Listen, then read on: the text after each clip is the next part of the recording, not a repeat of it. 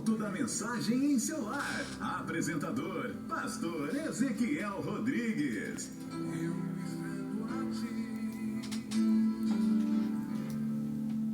Tu és como um rio de águas vivas.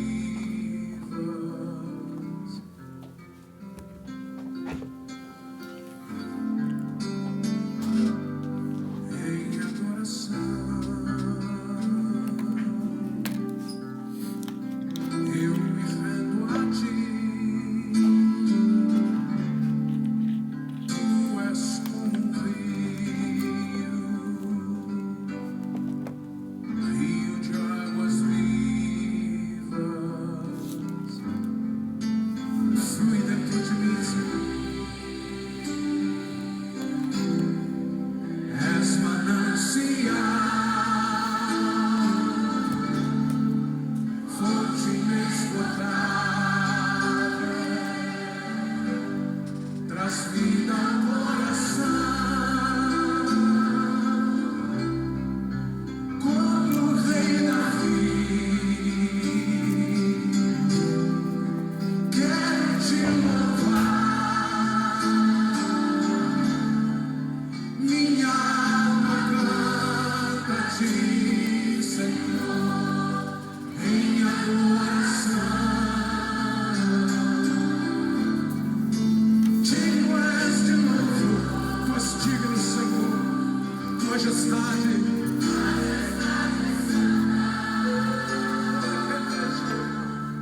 Meu prazer é te dizer, te amo, ó Senhor.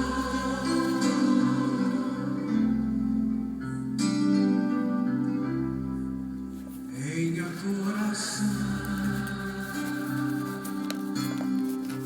eu me rendo a ti. Tu és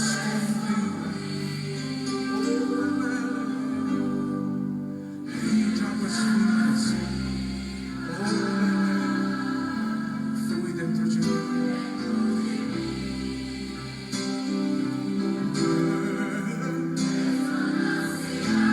És manancial, Senhor, fonte inesgotável, traz vida ao coração, como o rei Davi. Aleluia, Senhor. Eu quero te louvar, quero te louvar.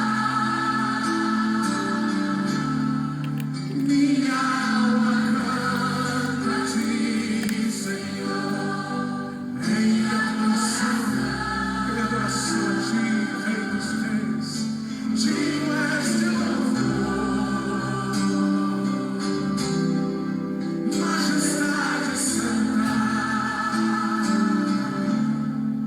Meu prazer é te dizer, te amo, ó Senhor, como um rei Davi. Quero te louvar, minha alma canta a ti, Senhor, em adoração. Digno és de louvor. Deus os abençoe no santo nome do Senhor e Salvador Jesus Cristo. Graças a Deus, bendito seja o nome do Senhor. Mais uma vez aqui estamos na Rádio Melodia FM 106.1, a emissora da Paz, ocupando seus microfones para levar ao ar o programa Culto da Mensagem em seu lar. Nós estamos muito contentes e felizes pelo que Deus tem feito por nós.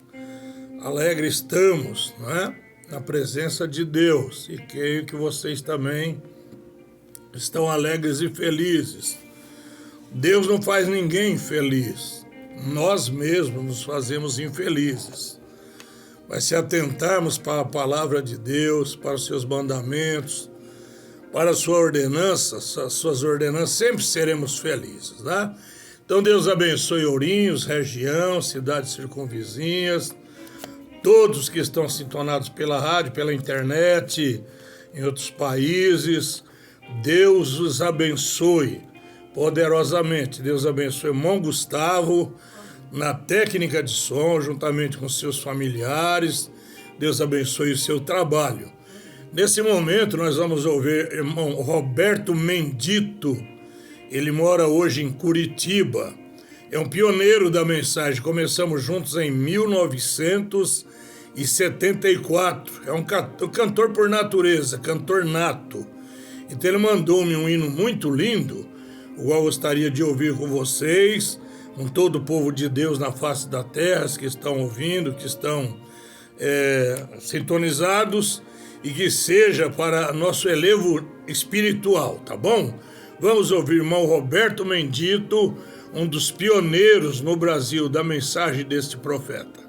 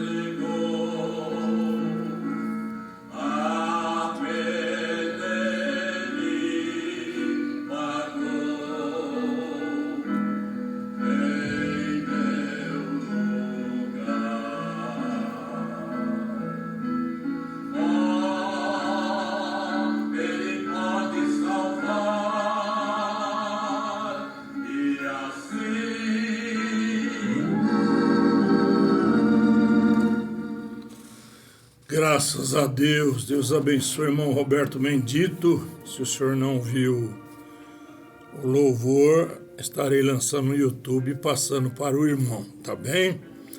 Mas queremos dar nosso endereço, é Rua Manuel Pessoa 46, no Jardim Josefina. Se você quiser orar conosco às quintas-feiras, né? Cantar, orar. É um grupo pequeno de irmãos, mas é um grupo fiel, né? Um grupo assíduo, que sempre está nos cultos de oração. Então cantamos, oramos, às vezes pregamos. Então, você é nosso convidado especial, tá bom? Agora, o maior convidado que temos para o culto é a presença do grande Espírito Santo, nosso Senhor e Salvador, Jesus Cristo. Esse nós pedimos que sempre esteja conosco. Mas você pode estar também, ser abençoado, ser abençoado. Oramos pelos enfermos, ungimos com azeite. Em nome do Senhor, não cobramos por cura divina, porque o Senhor Jesus disse, de graça recebestes, de graça dai. Tá bom, meus queridos? Então, hoje quarta, amanhã quinta, teremos o culto às 19h30, tá bem? Rua Manuel Pessoa 46, Jardim Josefina. E depois, domingo pela manhã, às 9 da manhã, temos escola dominical, onde aprendemos coisas tremendas. Por exemplo, domingo passado estudamos sobre os 7 mensageiros terrenos e os 7 trombeteiros celestiais, aqueles que tocam os ais do Apocalipse, tá bem? Você sabe que 3 doutrinas há na Bíblia que Deus odeia. Você falou odeia? Tem traduções que falam Deus aborrece, tem traduções que falam Deus odeia. É como no livro de Malaquias, Deus odeia o repúdio, o divórcio, a separação do casamento. Eu vi um grande pregador pentecostal, vou falar grande porque eu gosto de ouvir homens de coragem, né? Ele diz que muitos pastores viajam mundo afora e levam assessores, né?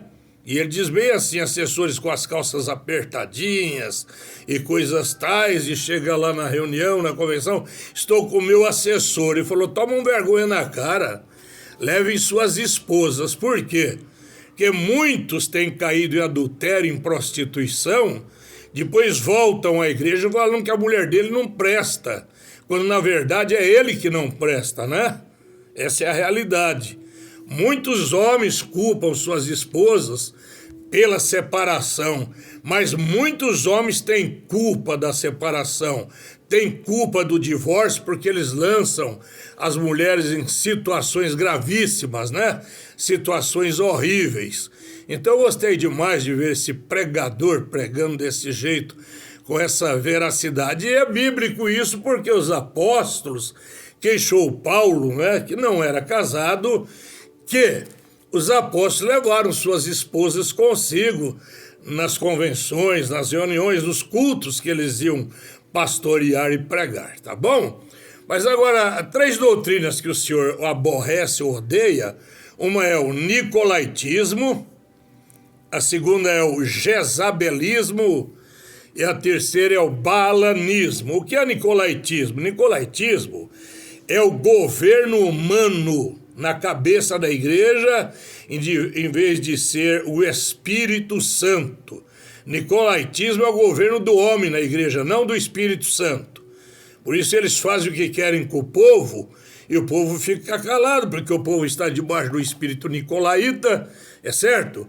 Aí vem o jezabelismo, que é o mundanismo, modernismo, socialismo, o mundo dentro da igreja, e essa balbúrdia, essa confusão toda. E depois vem o balanismo, que são as falsas doutrinas, antes bíblicas, antes neotestamentárias, antes palavra de Deus. E tudo que é antes palavra de Deus é anticristo, tá bem? Qualquer coisa que contradiga essa Bíblia é anticristo. E nós vamos falar um pouco, em algumas programações. Eu amo o Apocalipse. O Apocalipse tem um vasto ensinamento, uma vasta revelação que Deus deu ao anjo de Apocalipse 10, versículo 7, e ele deixou para nós, como diz a Bíblia, que os pais entesouram para os filhos, né? Então esse profeta deixou um tesouro tremendo, como Paulo deixou para a era de Éfeso e os mensageiros. Ele deixou um tesouro tremendo, que é a revelação da palavra, tá bem? Então nós vamos a uma escritura, no Apocalipse capítulo 2, o versículo 6, escrito assim, ó. Tens, porém, isto que odeias. Essa é a tradução Scofield, tá bom? As obras dos nicolaítas, as quais eu também aborreço. Quem tem ouvidos, ouça o que o Espírito diz às igrejas. Ao que vencer, dar-lhe-ei a comer da árvore da vida que está no meio do paraíso de Deus. Pai nosso que está nos céus, santificado seja o teu nome, venha a nós o teu reino. Seja feita a tua vontade, assim na terra como é feito aí do céu. O pão nosso de cada dia nos dá hoje. Perdoa nossas falhas, nossas dívidas. Perdoa-nos, como nós perdoamos aos nossos devedores, aos nossos ofensores. Não nos deixe cair em tentação, mas livra-nos do mal, porque teu é o reino, o poder e a glória para todos sempre, sempre, sempre. Amém. Pois bem, nós vamos falar primeiro sobre a semente nicolaíta, né? Eu li Apocalipse 2, versículo 6. Diz o mensageiro, agora há duas linhas de pensamentos sobre o que eram os nicolaítas. É dito por alguns que eles eram um grupo de apóstatas que tinham como seu fundador Nicolau de Antioquia, um prosélito, que tornara-se um dos 7 diáconos em Jerusalém. Eles tinham festas pagãs, eram os mais incastos em seus comportamentos. Eles ensinavam que para dominar a sensualidade tinha que se conhecer por experiência toda amplitude primeiramente. Naturalmente, eles deram lugar a tal descontrole que sua degradação foi completa. Dessa forma, aplicaram a eles 2 nomes do Velho Testamento que simbolizavam tais extravagâncias, Balaão e Jezabel. Visto que Balaão corrompe o povo e assim o conquistara, dizia-se que Nicolau fizera da mesma forma. Este grupo foi supostamente forçado a sair de Éfeso. Encontrou um lugar de estabelecimento em Pérgamo, que é o trono de Satanás. Pois bem, vamos aqui adiante porque é um estudo longo e eu gostaria de fazê-lo por inteiro. Mas o problema acerca desta crença é que ela não é verdadeira. Não há absolutamente nenhuma história para ela, na melhor das hipóteses, é tradição. Adotar tal ponto de vista faria a era da igreja de Éfeso ser puramente histórica, sem nenhuma influência sobre o dia de hoje. Isto não é verdade, pois o que começou na igreja primitiva deve continuar em cada era até que seja finalmente abençoado e exaltado por Deus, ou destruído como uma coisa impura no lago de fogo, que esta tradição é realmente contra a Escritura. Note simplesmente que em Apocalipse 2:2, a igreja de Éfeso não podia suportar os maus, portanto eles tiveram que pô-los para fora.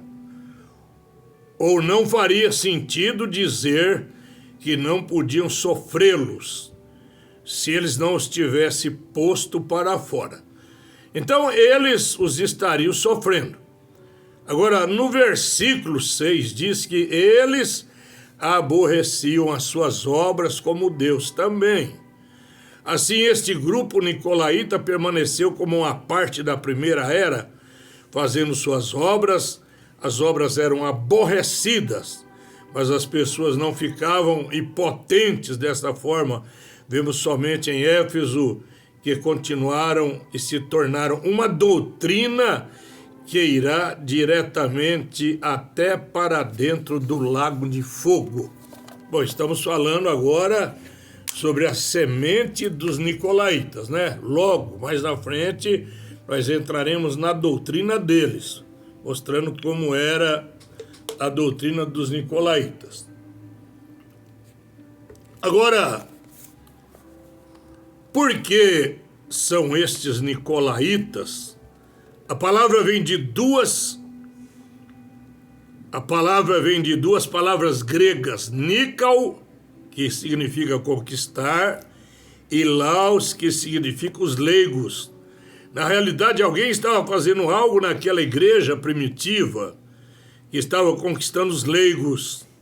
Se os leigos estavam sendo conquistados, então deve ter sido alguma autoridade lá fazendo isto, mas não era autoridade do Espírito Santo, porque o Espírito Santo jamais guiará a igreja fora da Bíblia Sagrada. Está escrito no livro de São João. Mas quando vier aquele Espírito de verdade, ele vos guiará em toda a verdade. E nós sabemos que a verdade é o Senhor Jesus, perfeitamente. O que é que Deus aborrecia e estava acontecendo naquela igreja? O que acontecia então e está acontecendo agora é exatamente o que a palavra nicolaíta significa. O povo estava, de certo modo, sendo sujeito, submisso a homens corruptos, de uma forma que era completamente contrária à palavra de Deus. É a mesma coisa hoje. Quando a igreja é dirigida por corruptos, adúlteros, prostitutos, homens infames que não temem a Deus, eles pregam, mas não vivem. A evidência do falso e do verdadeiro é simples, meu ouvinte, meu irmão e minha irmã. O verdadeiro prega, crê e vive. O falso prega, tem unção, não crê e não vive. Essa é a diferença entre o falso e o verdadeiro. Quem disse isso é um estudante de astrologia, um pastor dentre nós muito sábio. Eu não vou dar o nome dele hoje, né, porque não tem essa autoridade dada por ele, mas ele é um estudante de astrologia. E ele falou que a diferença entre o falso e o verdadeiro é esta, você entendeu? Então, agora, para entendermos o real significado daquilo que estamos a ponto de ventilar, eu devo adverti-lo a manter sempre em mente que religião, assuntos espirituais se preferir, é composta de duas partes que se entrelaçam: a falsa vinha e a verdadeira vinha. Sim, senhor, perfeitamente. Duas partes que se entrelaçam, mas são opostas quanto o preto e o branco, quanto Caim e Abel. Que Abel era filho de Deus, filho de Adão, e Caim era filho da serpente, o pai espiritual Satanás. Perfeitamente. João disse isso. Não como Caim, que era do maligno e matou a seu irmão justo Abel. A religião e o mundo espiritual são formados dessas duas árvores que tiveram suas raízes no Éden.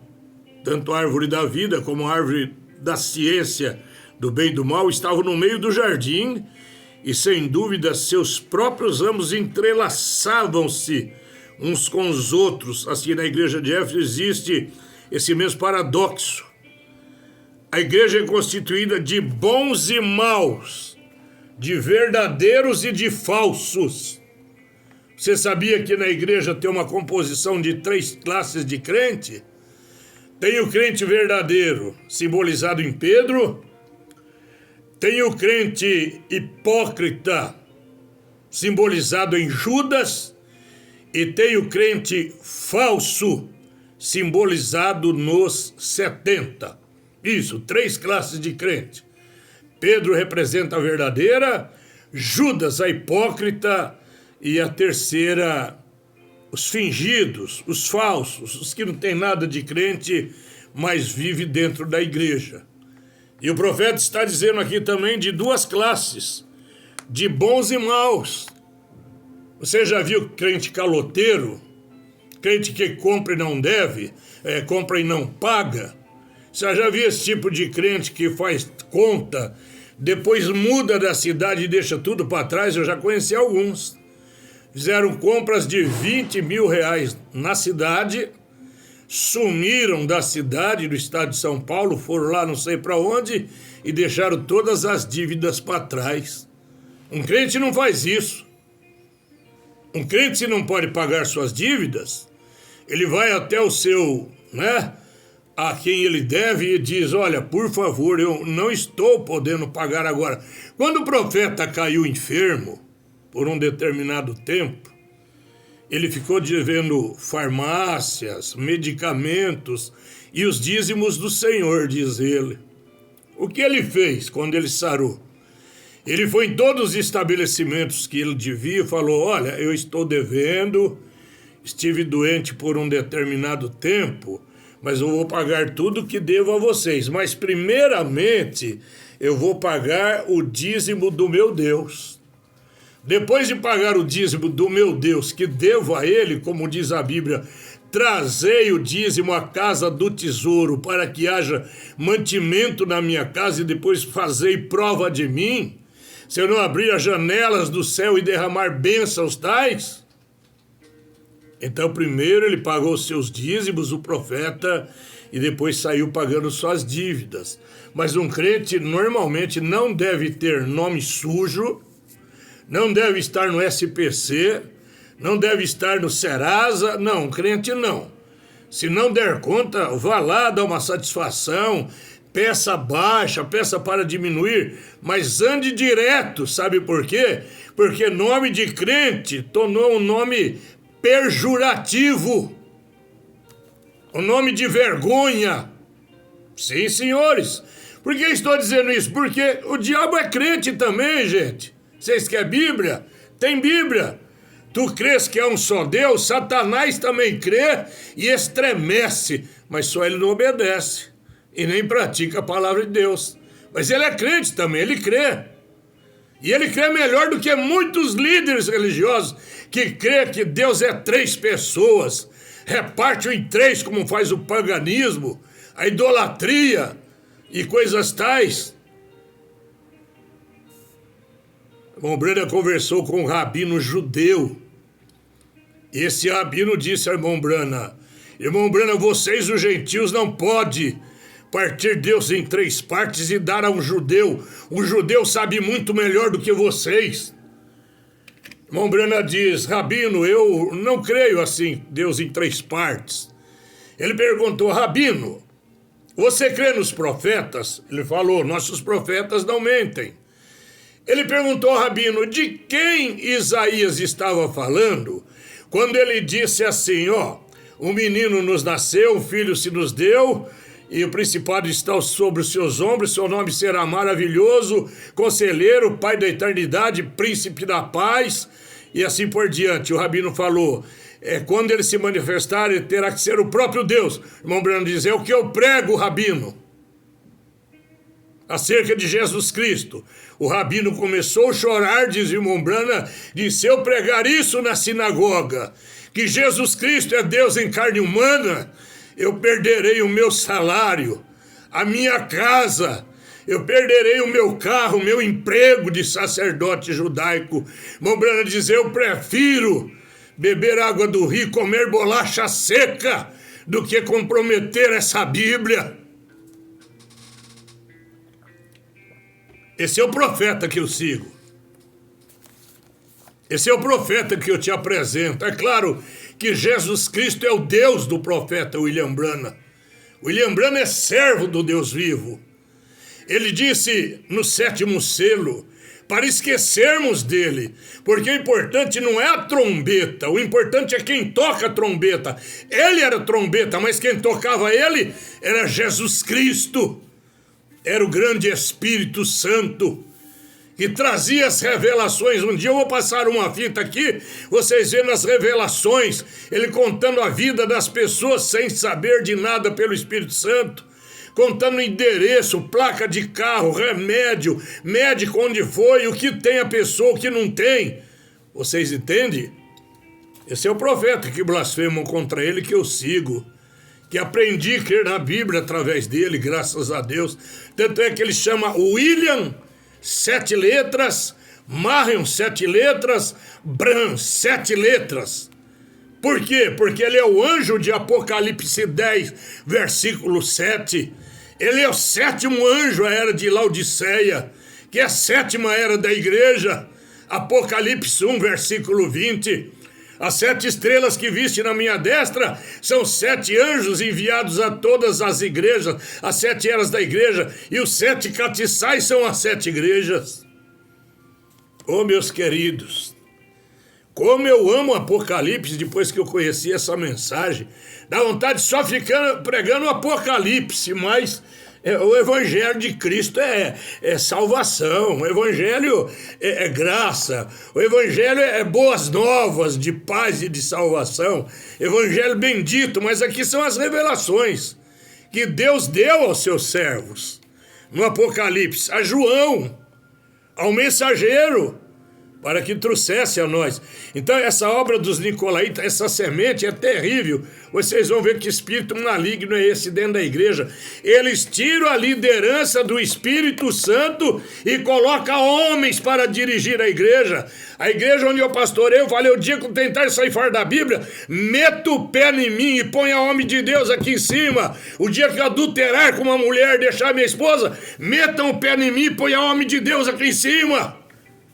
Porque o homem de Deus é dirigido pelo Espírito Santo. Agora, o homem levantado pela igreja, levantado por clero, por bispos, por hierarquia religiosa, por encontros regionais ou nacionais, por bispados e papismos, são homens consagrados por homens. O homem tem que ser chamado pelo Espírito Santo. Você quer ver uma coisa aqui, ó? Eu não estou nesse assunto, mas vou para ele. Só um momentinho. Livro de Atos dos Apóstolos, capítulo 13. O Espírito me traz nesse momento essa escritura, e eu nem pensei, e creio que ela está certinha, porque esse é o Espírito que me deu, vai ter que estar certinho o que eu vou vos falar. Capítulo 13 de Apocalipse. Vamos ver aqui, ó. E na igreja que estava em Antioquia, havia alguns profetas. Pastor, a lei e os profetas duraram até João perfeitamente, a lei e os profetas da lei, mas Jesus foi o profeta dos profetas, Paulo foi profeta, Ágabo foi profeta, William Branham profeta.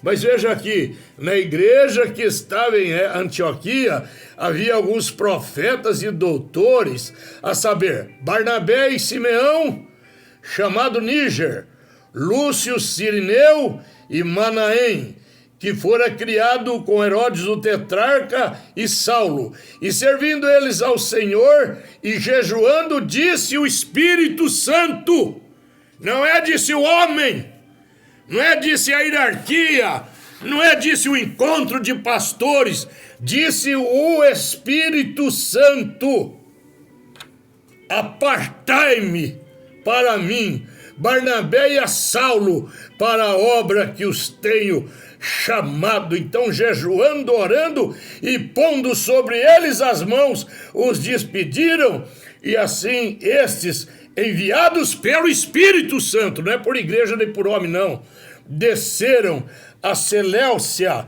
e dali navegaram para Chipre. Vocês viram como é o ministério? Não é homem levantando homem, não. Não é pastor pondo o filho no lugar dele, não, para ir herdar a igreja. Não, isso não existe. Eu tenho 4 filhos homens, nenhum serve para o ministério, porque andaram fora da palavra de Deus. Hoje estão se acertando, mas para o ministério, nenhum pode subir ao altar do Senhor e ministrar a palavra. Eu não tenho culpa disso, porque eu ensinei o que é correto. Mas o ministério é uma coisa misteriosa, não é de qualquer jeito, não. Eu fui chamado com 11 anos de idade e fui para o ministério debaixo de visões. Visões de um general que me dava espada, outra hora me dava farda, coturno, outra hora batia papel e selava, você está sendo chamado para servir meu exército, cruz na costa, multidão atrás. Ministério de sofrimento, de perseguição, de humilhação, pelos grandes, pelos intelectuais, pelos inteligentes chegam a falar de mim. Ele é simples e pobre, peça outro. Mas sou simples e pobre, mas o Senhor, o Jesus Cristo, cuida de mim. Nunca pedi um tostão para vocês, hipócritas, desviados da mensagem de William Branham, falsificadores da palavra, que aceitam o adultério, a prostituição dentro da igreja e ficam calados por causa do dinheiro. por causa da posição. Hipócritas, arrependam-se antes que seja tarde demais, se consertem, voltem para a Bíblia. Um irmão que já faleceu encontrou-se comigo, volta para o companheirismo, pastor. Eu falei, voltar para a companheirismo, vocês voltam para a Bíblia? Mas eu falei, mas não, rapaz, se vocês voltar para a Bíblia, eu volto. Outro me encontrou aqui na praça, vai lá para a cidade, fulano e tal. Eu falei, eu posso pregar contra casamento e divórcio? Aí precisa passar pela mesa, né, conciliadora. Falei, que mesa conciliadora? Nós temos a Bíblia Sagrada aqui, ó, o livro dos livros, aleluia, o livro Deus. Nós temos o livro sagrado para ensinar o profeta e para o profeta nos ensinar, porque muitas revelações que estão aqui dentro eram escondidas de nós. Por exemplo, por que batizamos em nome do Senhor Jesus Cristo? Não é em nome de Jesus, não, esse batismo é errado. É em nome do Senhor Jesus Cristo, porque esse é o nome do Pai, Filho e Espírito Santo. Pai, Senhor, Filho Jesus, Espírito Santo, Cristo. É por isso que batizamos por imersão nas águas, imergindo em nome do Senhor Jesus Cristo para perdão dos pecados, para que se receba o dom do Espírito Santo.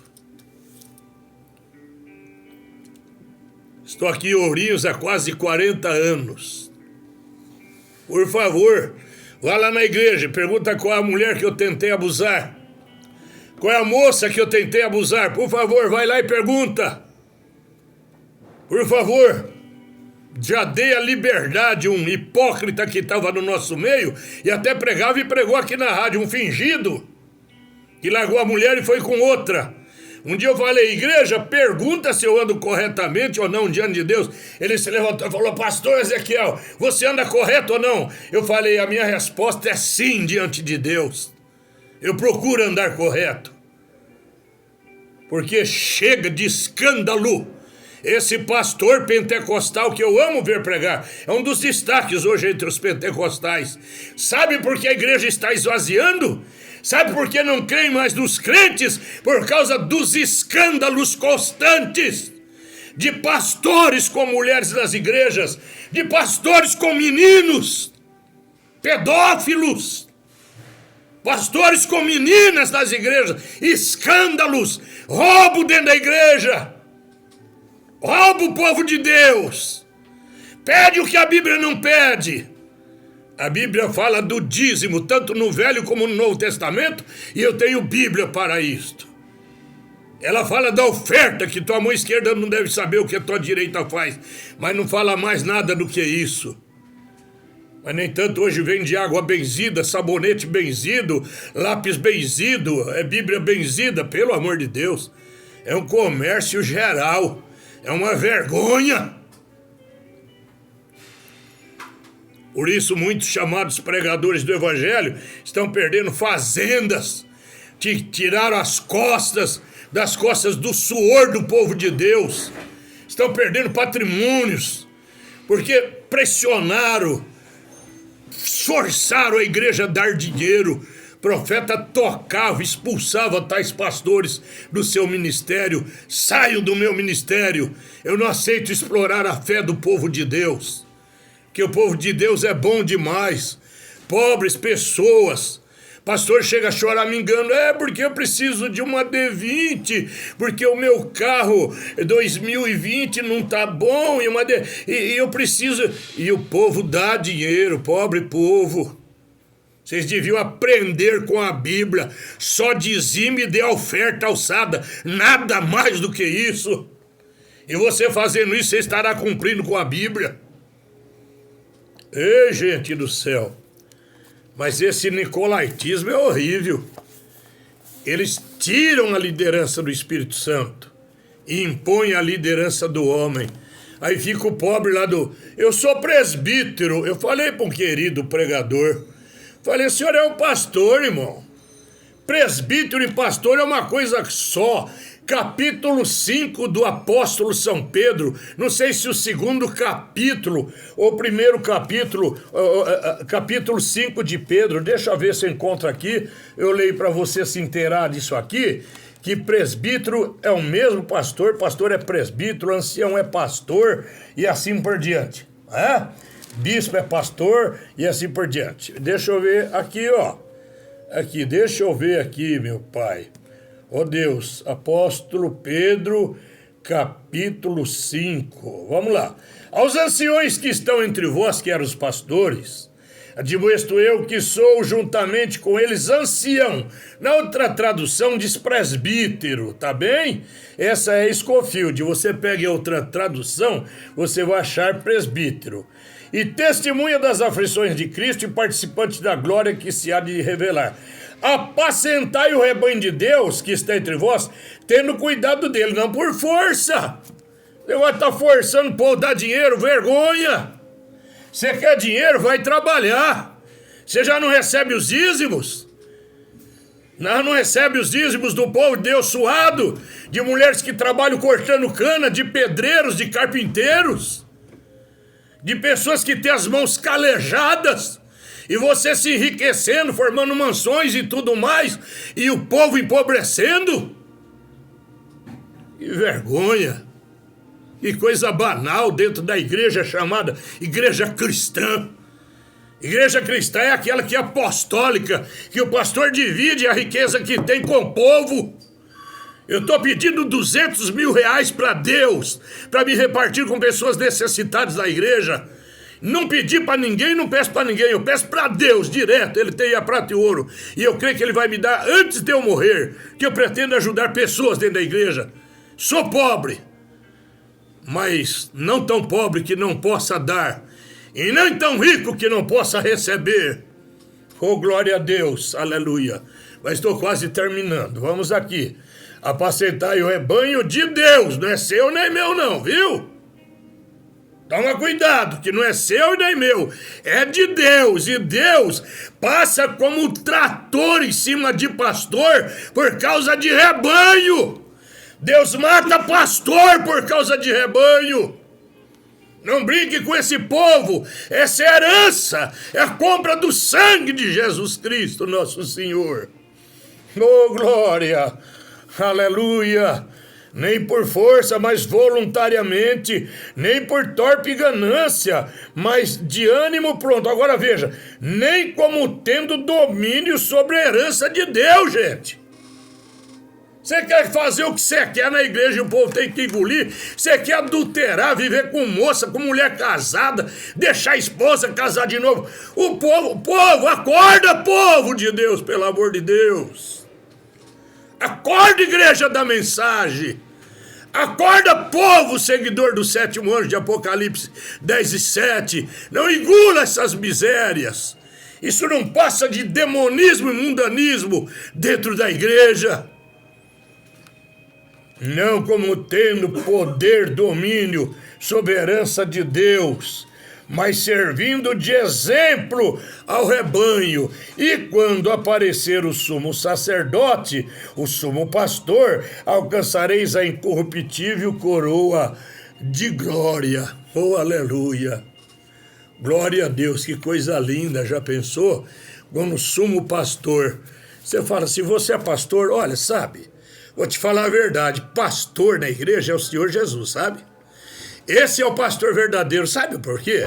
Que um dia eu vou morrer, quem vai continuar? É outro homem, mas será o Senhor Jesus nele, portanto Deus já está preparando um Eliel Rosa, há 30 anos quase comigo, no altar, no diaconato, já pregando, me ajudando. Deus o está preparando para tomar o meu lugar. Deus queira que seja ele.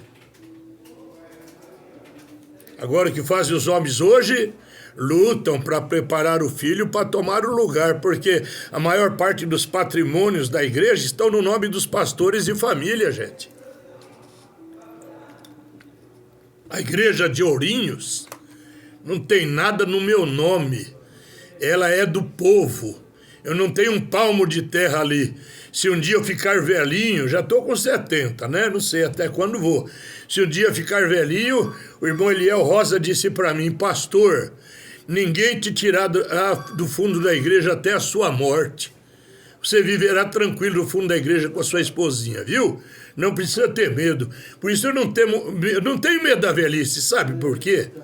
Escrito está assim, ó, fui moço, hoje estou velho, esse é Davi, né? O homem segundo o coração de Deus. Nunca vi o justo desamparado, não estou dizendo que eu seja justo, nem sua descendência mendigar o pão. Eu tive 7 filhos com minha esposa.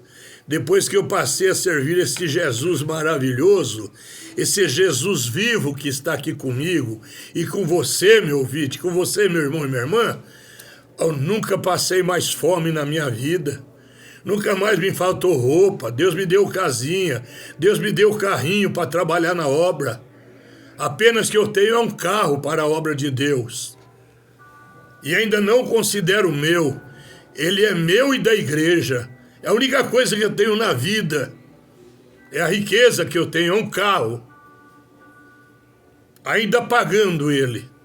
Você fala, mas por que você não ajuntou riqueza? Porque eu aprendi com Jesus, não ajunteis tesouro na terra, onde o ladrão mina, onde a traça rói e onde a ferrugem tudo consome. Mas ajunteis tesouro no céu, onde não entra ladrão, onde a traça não rói e aonde a ferrugem não consome. Eu aprendi de Jesus isso. Tá bom? Deus te abençoe nesse momento. Eu sei que às vezes você fala, esse homem não é louco? Não, eu não sou louco não. Pensaram que Paulo era louco? Chamaram o irmão Brana de louco, não tem problema chamar eu de louco, não. Eu amo é falar a verdade. Às vezes pode custar minha vida um dia, mas não tem problema se custar. Já vivi bastante. Meu pai viveu 38, eu estou com 70. Eu já vivi 32 anos a mais do que meu pai. Meu papaizinho do céu tem cuidado de mim, da minha esposa. Meus filhos são todos trabalhadores, não tem um vagabundo. Todos trabalhadores braçais, de peso, não tem um vagabundo. E eu não fui vagabundo, eu trabalhei dos 12 aos 31 anos, quando Deus me chamou para o ministério, e agora estou com 39 anos de ministério exercendo. Já tentei voltar a trabalhar, não deu certo. Por quê? Porque a Bíblia diz, aquele que milita a boa milícia, não se embarace com o negócio dessa vida. O negócio é o ministério. Ter o que comer, o que vestir, com o que me cobrir, estou com isso contente, muito contente e feliz. Ouvintes queridos, Deus os abençoe. Tem um hino lindo, antigo, arcaico agora para vocês ouvir. Irmão Gustavo vai por ele, meu querido irmão Gustavo. Depois estarei despedindo, tá bem? Deus lhes abençoe.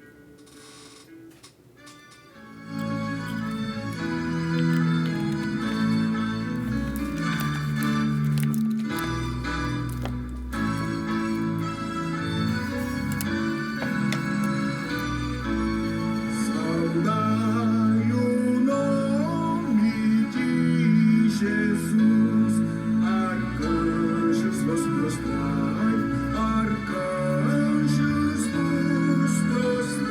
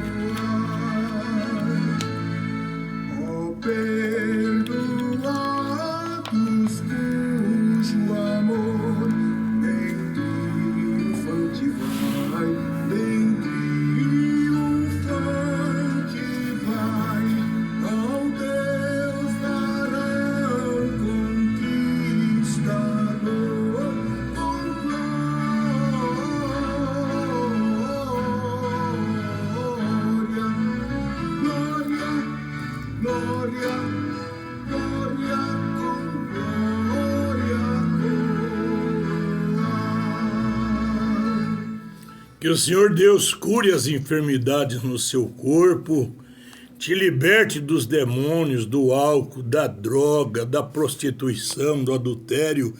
Que Deus te liberte, como diz a Bíblia, conhecereis a verdade e a verdade vos libertará, tá bom? Se o Filho vos libertar, verdadeiramente sereis livres. Pois bem, Deus abençoe, até a quarta-feira próxima, se Deus quiser estaremos aqui.